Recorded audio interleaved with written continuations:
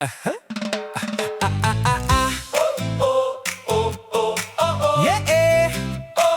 yeah. Uy pare, may message ka na naman. Kamusta ka? Pero alam ko ang dahilan. Hindi mo tinatanong kung okay pa ba ako. Diretso ka agad sa may extra ka ba bro? Kada sweldo, bigla kang mabait.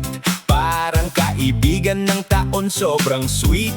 Pero pagbayaran na, nawawala ka. Parang multo sa kanto, di na makita. Sabi mo kahapon, bukas ang bayad. Lumipas na ang buwan, puro dahilan. Nagpalit ka pa ng profile picture, pero ang utang mo hindi naglilitter.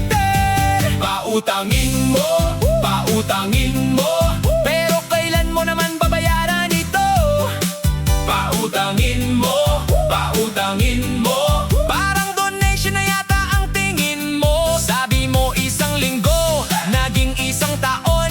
Hanggang ngayon puro sinatsun. Pautangin mo, pautangin mo, ikaw na yata ang bangko ng problema ko.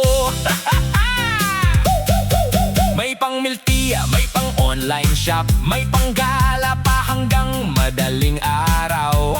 Pero kapag singilan ng usapan, biglang mahina raw ang signal ng bayan. Nakita-kita sa Facebook Live, kumakain ng samgyup, feeling high life. Natawa na lang ako sa aking sarili. Mukhang ako ang sponsor ng iyong party. Hindi ako ATM, hindi rin lending app, hindi rin charity para sa iyong trap. Kaibigan kita, oo, walang duda, pero sana naman bayad-bayad din muna.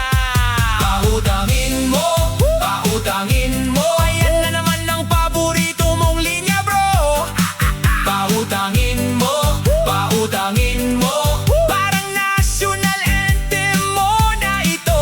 Kung hindi mo kayang magbayad ngayon, wag ka nang mangakong mamaya o soon. Pautangin mo, pero next time, Gcash mo muna sarili mo.